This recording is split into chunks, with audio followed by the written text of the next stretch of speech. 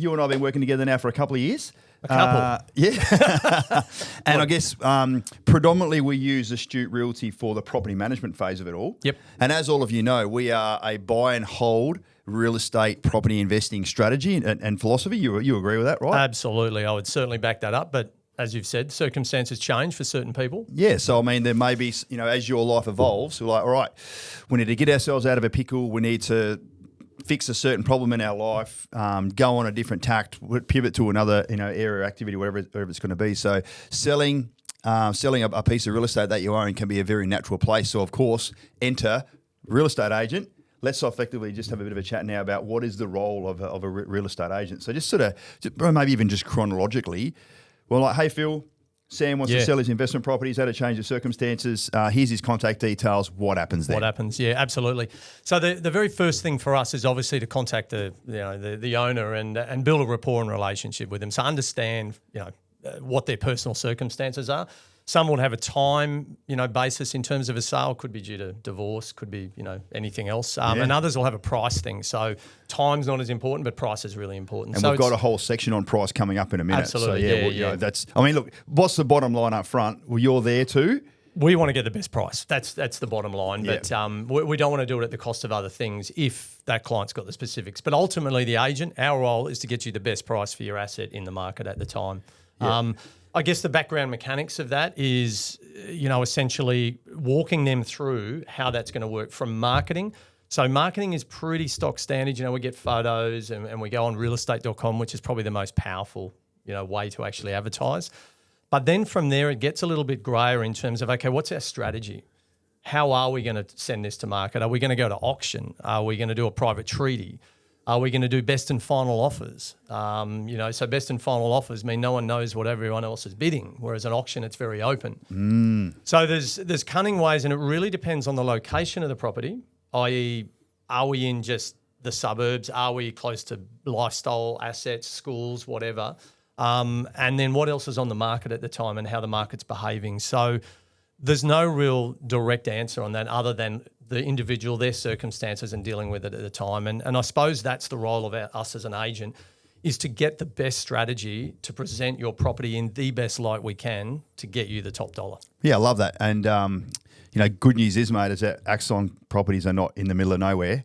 They're close to infrastructure. They're great spots. They're close. Yeah. You've had some fantastic results. Literally, again, as per today, another property went under the hammer, got signed contracts. Was it 20, 30 grand above asking price? Yep, 30 grand above. I think it was first open home. In fact, no, this one didn't even go to an open home. The open home was a Saturday. We had so many people interested. We actually opened it on the Wednesday prior. Yeah. And we never went to open home. One really important factor, and it's something that we'll speak about down the track as well, is that if you're selling your own home, obviously you're living in it and then you're moving away from somewhere, but what if you're selling an investment property and what if it's got tenants in it, yes or no? So I know that's really, really important for anyone selling an investment property. You must be made aware of what the circumstances are of that other human that's living in your house paying the mortgage for you.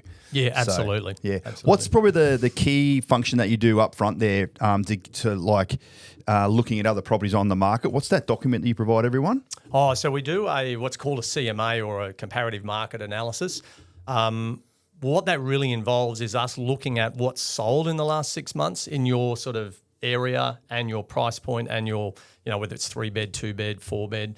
And then we also then have a look. I will look at also what's on the market right now in the area, and then we put that all into a report so that you can see it. So we're trying to sort of, educate the seller as well as to where we think, because the last thing I want is a seller to go and spend, $4,000 or $5,000 in marketing to sell a property in the aim of getting $900,000 because that's what they were promised, and in reality, it's only worth $850. I was going to say, some people are like, this is what I need. But what the seller needs and what the market will provide them are not the same as well. Can you comment on that? Absolutely. And as Robbie's just pointed out, we get a lot of clients that say, yeah, but I need.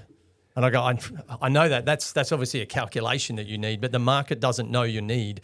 The market will only pay what it's valued at. So our job, I guess, is to ensure that you're going to market with a realistic price point. Ultimately, we want to get as high as we can, but we just want to know you're starting from a good place. Yeah, nice. So, and you sort of said before about we can go to auction, we can go to private treaty, we can go to best and final offers, and you can see up on the screen now. Let's talk about price. So, yeah, what do you feel in this current market? So you're predominantly based here in Southeast Queensland, or you're only based in Southeast Queensland. Market's strong here at the moment, hey? across all areas. It is. The only So area demand that's- is high? Yeah, absolutely. Yeah. So that the property we were talking about was actually based on the Sunshine Coast before, and Sure. we're getting 15 to 20 at an open sort of thing. So there's a lot of demand there. But even in the other areas that are, we'd say are slightly softer, we're still selling them within probably 2 to 3 weeks. So Wow. It's pretty strong. And the key is probably pricing in a realistic price point. Like if we know that property is worth around the 850 mark and we go listed for offers over 950, no one's going to rock up to the open. No. So quite often, it's not where you start, it's where you finish. So we say to someone, let's list it offers over 800. I know you want 850 and we know it's worth that. Let's start there and get 20 groups through and let's get some momentum. And that tends to be a really good strategy because ultimately then people feel like they're going to miss out. And dive in. In my experience, whether you're selling houses or selling a bloody jet ski on marketplace, whatever it'll be, you need to put yourself in the buyer's shoes because they're not idiots. They've got access to the same information. Absolutely. They're doing their own comparisons. And everyone's, it's funny, the buyer's trying to get a bargain. You're trying to sell it for the most amount. They're working in opposite directions. What's your job as the agent? You're the person in the middle, basically bringing everyone together to make sure there's a fair and reasonable outcome. Absolutely. Because you've got to communicate with both parties, right? Absolutely. And as you just pointed out, the buyers are way more educated than they were, say, 20, 30 years ago, where all this data wasn't available and we could probably use a little bit of smoke and mirrors to get a little bit more out of them. Those days are kind of gone. Most buyers, as you know, even the sellers, you ask them, what's your property worth? They pretty much know already. They've seen on realestate.com. They know where it sits. So yeah, that's our role is to try and bridge the gap a bit, but get the most we can for that seller. No worries. Let's last topic now. Talk about I would say the 550 plus properties we've got sitting on the market, completed. 90% of them would be investment properties. Therefore, there's tenants in place. Yep.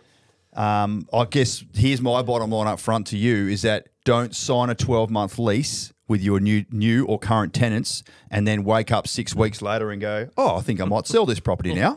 You've got to be smarter about that.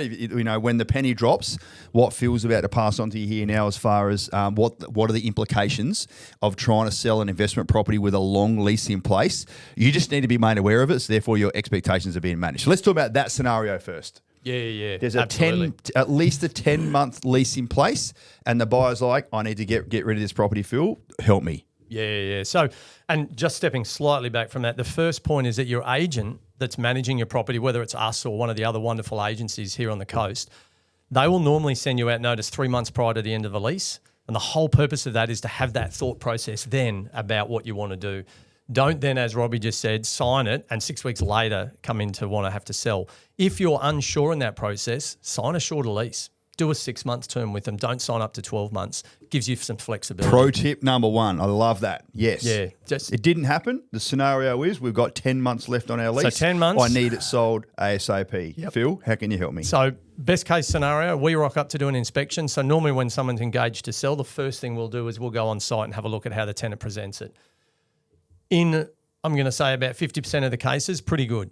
Tenants present it well, the house is fine, we'll be able to get people through and be able to sell it for pretty top dollar. In some cases, which we've had a very bad one of, there is so much stuff in the house that we can't see the kitchen, we can't see the floor. And it makes it near impossible for somebody wanting to buy to understand what they're actually purchasing. Can I just jump in? It's a real pull on your heartstrings. You have poured your heart and soul into saving enough money and the excitement that goes with building a brand new house. You see the professional photos, everything's pristine. You're so fucking happy and proud of yourself. And then you lose total control because it's not illegal for a tenant to be untidy. It's not illegal for a tenant to have shit everywhere, if I can just couch it that way. It's not, so it's a real tricky space, and you do property management as well as sales as far as giving the tenants the feedback as far as how they should live in the house. We've got to be really careful. Under legislation, you can't dictate how somebody lives. We can breach them for damages. So if there was underlying damage that we could spot, absolutely we can start that process. But we've got to be very careful because the courts are really protective of tenants. So the key is don't sign a long lease. Yeah. But if you have got one in there, there are ways of negotiating with the tenant. Some tenants are open to it. We've just had one successful one where we've managed to, it's going to cost us a couple of months. No, they weren't at first, but it's taken us a couple of months. It's going to cost a bit of money, but we're going to all sort of sort it out and get them out. Yeah. And the reason why, if we just use that as a bit of a case study, when your offsider was trying to organise open homes because the state of the property, even though it's a pristine property, it's literally across the road from one street back from a school in probably one of the best suburbs in the whole country, and it's gone up in value by 400 grand. We're 50, 60, 70, 80 grand off the mark of what it could be worth purely based on its condition, right? Absolutely. And the owner we can't even get anyone in. Yeah. People rock up to the front door and just walk away. It's terrible. So we've got a good result there, but the better result is to you not be in a position where the tenant has the ultimate power. And once a tenant signs a lease, we cannot actually kick them out. We have to negotiate with them. So they ultimately hold the power there. Yeah. So, I mean, it's just really, really important that even if your selling agent is not your property manager day to day, week to week, you do make sure that you are providing some guidance to them. And if your tenant is not towing the line. So what about, let's just talk quickly, at the end of the lease, you're not looking at selling. If the tenant's been super messy and untidy and there's crap everywhere, you don't have to renew that lease then, do you? At the 12-month mark. Yeah. So the reason we don't have periodic leases anymore at all is because you can't kick a tenant out on a periodic lease other than 5 reasons, and it's for sale. It's some very specific reasons. The reason we hold leases in place is at the end of the lease, you don't need any grounds, you just don't renew. Yeah. So absolutely, at the end of that, we could just say, no, you're not being offered a renewal. See you later, we can get another tenant in. So let's go to the other end of the spectrum, that there's no tenant in place, and now you go to sale. What's the pros and cons there? So we started obviously probably with the worst scenario. Probably completely vacant is the second best scenario, and then we'll finally talk about the third one, which is... And actually, let's just go back to the first one quickly.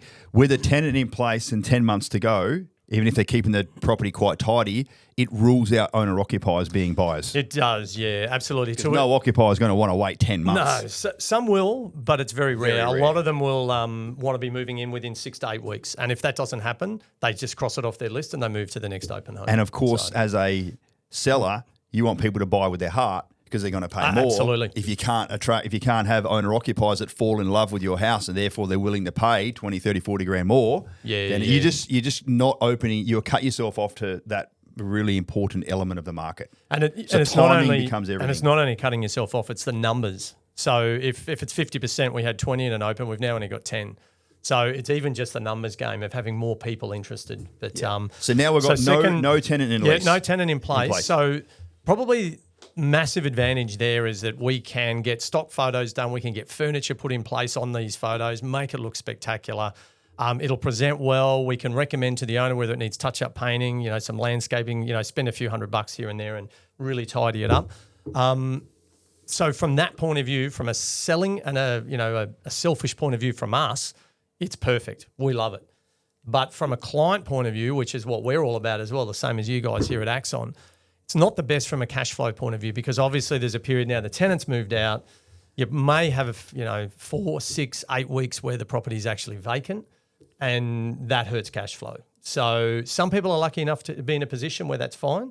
Some others aren't, where the cash flow is important to them. So they're probably the main positives and negatives and differences in it. But the big advantage for us is that, yes, empty house, owner occupiers, investors, no matter what, full market, we can do the best run at it to get the best price. Yeah, she's open slather, mate. Yep. No holds barred there. You've got the whole market looking at your house for that. So, There's a little space in between, of course. What if there's a lease, maybe one or 2 months left on the lease, so it's ending soon, but it's not quite there yet? Give us your take on that. So I think that's probably the number one scenario if you were to do it. So when we send out, for those that are managed, with Astute or with one of the other, wonderful agencies around the coast, when you get your 3-month notification that your lease is ending in 3 months' time, what do you want to do? That's the time to have a think about the sale. And if you then think, okay, I do want to sell, that's the perfect time to start engaging with, whether it's us about the sale and listing process. Because with 8 weeks to go, what we can do is we attract owner-occupiers and investors, so we're ticking that box. As long as it's presented well, the only negative would be is if the tenant presents it really poorly. If they do, we only have to wait 8 weeks and they're out anyway. But if they present it well, you're then getting cash flow and income coming in as we're running open homes and as we're presenting it for sale. So So hopefully in terms of dollars for your clients and maximising their return, that is probably the number one way to go if it presents well and the tenant looks after it. So good, mate. Thanks so much for everything. There you go, ladies and gents. If you do find yourselves in a situation where you do need to sell your property because your life's evolved, and there's a bunch of people that are now sort of doing these little mini restructures to buy their own home or whatever it is, they've made 2, 3, 4, 500 grand with their 2, 3, 4 properties with us. I'm like, fucking awesome. That's why you bought it in the first place. Yeah, absolutely. Is to be able to do that. So at least now, hopefully you guys are all feeling a little bit more confident about the reason why you need to engage an agent, what mechanical steps take place, the importance of making sure that you do have a vision and try to foresee some of those key events so you're not left holding the baby in the bathwater, or you're not sitting there with a property which is completely empty as well, but burning cash flow, or somewhere in between. Phil, Absolutely. thanks so much for joining us, mate. Pleasure, mate. Hope you enjoyed Anytime. that, ladies and gents.